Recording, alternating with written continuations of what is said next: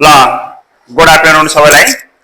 आज हामी फेरि क्लास 11, 9 र ब्याचलरको लागि पनि यो टेबल कलम क्याश बुक जोडेर नै क्वेशन आउँछ। टेबल एन्ड डबल कलम क्याश बुक जोडेर आउँछ एक्जाममा। तपाईहरुलाई हिजोको पाठमा हामीले जनरलिटीको पाठहरु क्लियर गर्यौं भने आज हामी के गर्दै छौं भने तपाईहरुलाई यहाँ डबल कलम क्याश बुक को बारेमा थोरै डिस्कस गर्छौं। डबल कलम क्याश बुक भनेको के हो, टेबल कलम क्याश बुक भनेको के हो, यसको बारेमा थोरै हामी बोल्छौं। डबल भन्ने बित्तिकै दुईवटा अकाउन्टको बारेमा मात्रै रेकर्ड गर्छ भने त्यसलाई हामी डबल कलम भन्छौं। फर एक्जाम्पल क्याश र बैंक, बैंक र डिस्काउन्ट, क्याश र डिस्काउन्ट दुईवटाको अध्ययन गर्छ भने यसलाई हामी भन्छौं डबल कलम क्याश बुक भनेर भन्छौं। अब टेबल कलममा के हुन्छ भने तीनटैको क्याश, बैंक, डिस्काउन्ट तीनटैको अध्ययन गर्छ भने यसलाई हामी के भन्छौं टेबल कलम क्याश बुक भनेर भन्छौं। अब हामीले धेरै कुरा नबाँधेर यसलाई क्वेशन हामीलाई यहाँ क्रिएट गरेको छ। यो क्वेशनको आधारमा हामी के गर्छौं सल्भ गर्ने प्रयास गर्ने छौं। ल सबैभन्दा एक फर्स्ट तपाईहरुलाई के भनेछ भने क्वेशनले चैत्र 1 cash in hand RS 50,000 and 8 cash at bank RS 60,000 भनेर दिएको छ। हामीलाई cash in hand, cash at bank भनेर सुरुमै दिएको छ भने हामीले यसलाई बुझ्नु पर्यो कि टु ब्यालेन्स डीडी भनेर लेख्दिने यहाँ।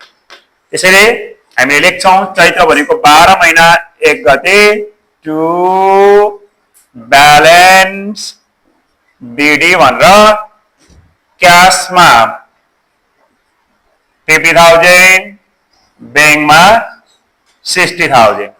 ल यही क्वेशनलाई हजुरलाई यसरी दिए हुन्छ कहिलेकाहीँ यहाँनिर क्रेडिट भनेको हुन्छ।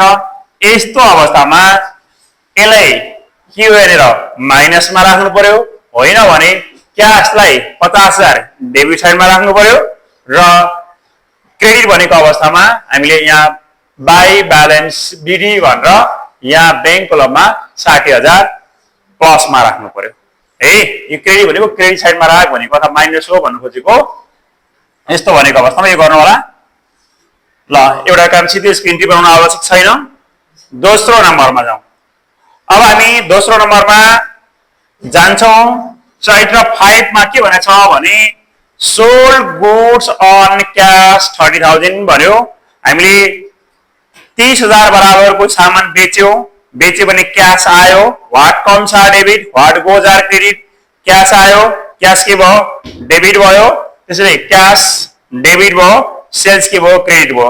हिजो हामीले नोट लेखेका थियौं। नोटमा के भनेको थियौं भने नोटमा हामीले के कुरा गरेका थियौं भने यदि गुड्स आएको छ भने पर्चेज छ भने पर्चेजलाई डेबिट गर्नु होला, सेल्स छ भने सेल्सलाई क्रेडिट गर्नु होला। भने यहाँ गुड्स आएको छ, गुड्सलाई हामी क्रेडिट गर्न मिल्दैन किनभने गुड्स भनेको इन्डिकेट नाम होइन। त्यो भएको कारणले गर्दा गुड्सलाई हामी क्रेडिट गर्दैनौं। त्यसैले सेल्स आछ भने सोल्ड आछ भने हामी सेल्सलाई के गर्छौं क्रेडिट गर्छौं है। त्यसैले cash account debit to sales भनेर लेख्छौं। अब यसलाई हामी यो राखिसकेपछि अब हामीले यहाँ अकाउन्ट बनाउने भनेको के हो डबल कलम cash book with cash and bank कलम अथवा क्याश एन्ड बैंक हो।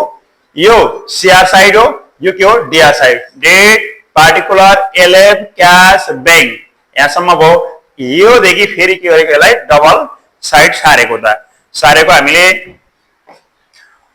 त्यसपछि अब हामी cash account debit to sales भइसकेपछि यो इन्ट्रीमा हामी कसको इन्ट्री बनाउँदै छौं भने कसको अकाउन्ट बनाउँदै छौं भने क्याश र बैंकको बनाउँदै छौं। यो इन्ट्रीमा क्याश र बैंक छ भने राख्नु होला, क्याश र बैंक छैन भने हजुरले राख्न आवश्यक पर्दैन। त्यसैले हामीले के गर्छौं क्याश डेबिट साइडमा छ, डेबिट साइडमा जान्छौं, यहाँ टु लेख्छौं। तर लेख्ने बेला यसको उल्टो भनेको टु सेल्स भनेर लेख्छौं। डेटमा 5 गते टु सेल्समा तपाईको छ 30,000 क्याश कलममा लेख्छौं। त्यसै गरी भेरी इम्पोर्टेन्ट पोइन्ट हो यो हजुरलाई। यहाँ हिजो यसको बारेमा मैले डिस्कस गरिसकेका थिए। क्याश डिपोजिट इन्टु बैंक भने बैंकमा पैसा राख्ने हामीले बैंकले लिनेवाला हो रिसिभर हो। रिसिभर आर डेबिट, जो लिन्छ त्यो डेबिट हुन्छ, जो दिन्छ त्यो क्रेडिट हुन्छ। त्यसैले बैंक लिन्छ पैसा, त्यसैले बैंक के भयो डेबिट भयो। क्याश गयो, what goes are credit, cash गयो जे जान्छ त्यो क्रेडिट हुन्छ, त्यसैले क्यास के भयो क्रेडिट भयो। त्यसैले बैंक एकाउन्ट डेबिट टु के भयो क्यास भयो। अब हाम्रो कन्ट्रा एन्ट्री कति बेला हुन्छ भन्ने कुराको बारेमा हामी जानकारी लियौं। कन्ट्रा एन्ट्री भन्ने कति बेला हुन्छ यसको बारेमा थोरै डिस्कस गरौँ। बैंक र क्यास डेबिट र क्रेडिट साइडमा दुईवटै साइडमा छ भने यति बेला हामी कन्ट्रा एन्ट्री हुन्छ, अन्य अवस्थामा कन्ट्रा एन्ट्री हुँदैन। त्यसैले अहिले यसको अवस्थामा हामीले के गर्न सक्छौं, कन्ट्रा एन्ट्रीको अवस्थामा हामीले के गर्छौं, यो 2 लाई 2 साइडमा राखौँला। यहाँ हामी 2 साइडमा राखिदिन्छौं, 2 क्यास लेख्छौं, तर अमाउन्ट भने बैंक कोलममा राख्नुपर्ने हुन्छ। यहाँ सी भनेर लेख्नु, सी मिन्स कन्ट्रा एन्ट्री है, अमाउन्ट बैंक कोलममा राख्नु पर्यो। सिम्पली यसरी बुझिसकेपछि ठ्याक्कै उल्टो अब बैंक डेबिट साइडमा छ र बैंक कहाँ आउँछ, यो साइडमा जान्छ होला। त्यसैले बाइ बैंक लेख्छौं, या सी लेख्छौं, तर अमाउन्ट भने क्यास कोलममा राख्नु पर्यो 15,000। Very very important point. यसरी बुझे पनि हुन्छ होइन, अर्को हामी एंगलबाट बुझ्न सक्छौं। बैंक डेबिट साइडमा छ, डेबिट साइडमा जानेपछि यसको उल्टो हुनेको क्यास हो, टु क्यास लेख्ने, अमाउन्ट बैंक कोलममा। त्यसैगरी क्यास क्रेडिट साइडमा छ, क्रेडिट साइडमा गयौं, हामीले यसको उल्टो कुन हो बैंक हो, बाइ बैंक लेख्यौं, अमाउन्ट क्यास कोलममा। यसरी पनि हामी गर्न सक्छौं, यसलाई दुईवटा तरिकाबाट सल्भ गर्न सक्छौं। यो कन्डिसन भयो। अब हामी जाउँ तेस्रो एन्ट्रीमा।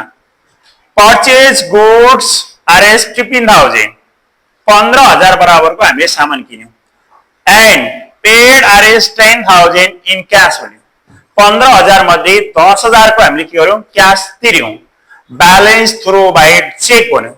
बाँकी हाम्रो 5,000 हो, त्यो 5,000 लाई के हो चेकबाट भुक्तानी गरेको छ भन्यो। अब अघि नै हामीले भनिसक्यौं, यो गुड्स आएको छ भने, पर्चेज छ भने पर्चेजलाई डेबिट गर्नु होला, सेल छ भने सेल्सलाई हामी के गर्नु होला भने क्रेडिट गर्नु होला, हजुरलाई भनिसकेका छौं। त्यसले पर्चेज अलवेज डेबिट, यो खर्च हो। त्यसैले हामी के गर्छौं, यहाँनिर डी नम्बरमा पर्चेज अकाउन्ट डेबिट 15,000, क्यास गयो, क्यास क्रेडिट भयो, क्यास अकाउन्ट के भयो 10,000 र कति बाँकी रह्यो त अब त्यो चेकबाट भने, चेक भनेको बैंकमा साटिन्छ, त्यसैले 5,000 बाँकी रह्यो, त्यो 5,000 लाई गर्छौं बैंक भनेर लेख्छौं। ल अब हामीले क्यास र बैंक कुन साइडमा छ, अहिले हाम्रो क्रेडिट साइडमा छ, क्रेडिट साइडमा जान्छ हामी, तर लेख्ने बेला यसको उल्टो कुन हो पर्चेज हो, बाइ पर्चेज भनेर लेख्छौं,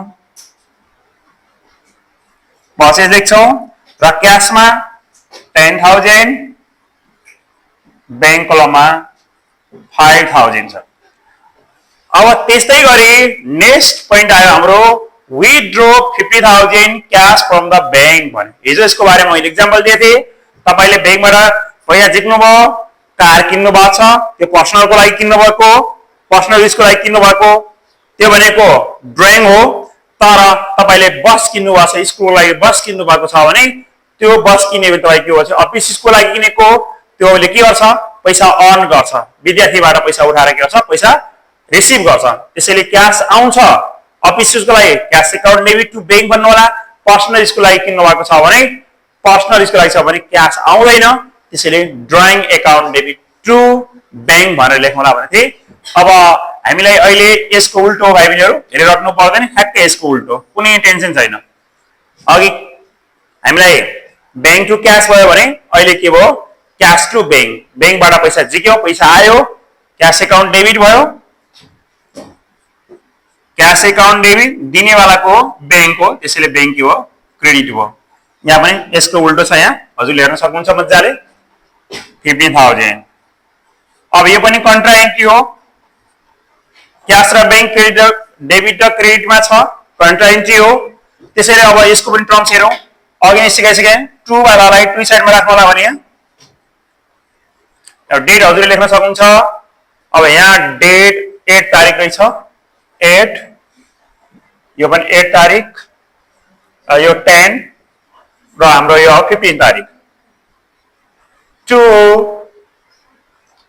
अब बैंक लेख्नु होला, बैंक अमाउन्ट भने क्यास कोलममा हजुरले सी लेखेर क्यास कोलममा 15,000। त्यस्तै गरी हामीले यता साइडमा जाने, अब 15 तारिखमा बाई क्यास इक्वल टु यो क्यास अमाउन्ट भने बैंक कलममा 15,000। अब हामी जाउँ लास्ट पोइन्टमा जाउँ। हामीलाई के भनेको छ भने advertisement expenses paid by cheque भनेको छ।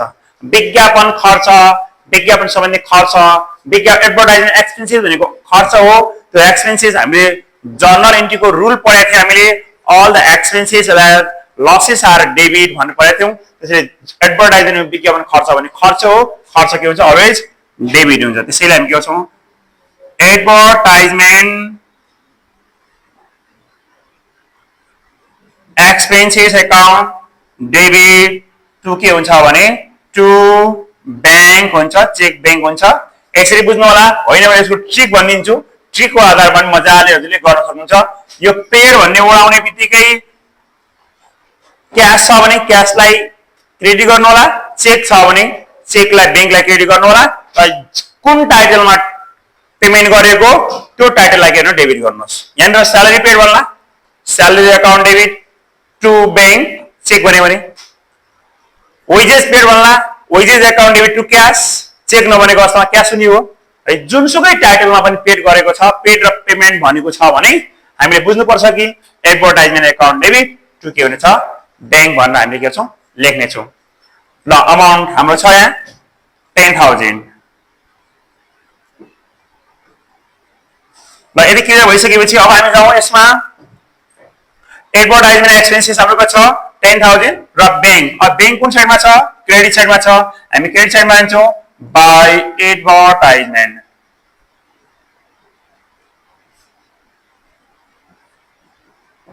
एक्सपेन्सेस आरएस कति भयो 10,000। ल अब यसलाई सल्भ गर्दाखेरि हाम्रो यो साइड हामी सल्भ गर्छौँ।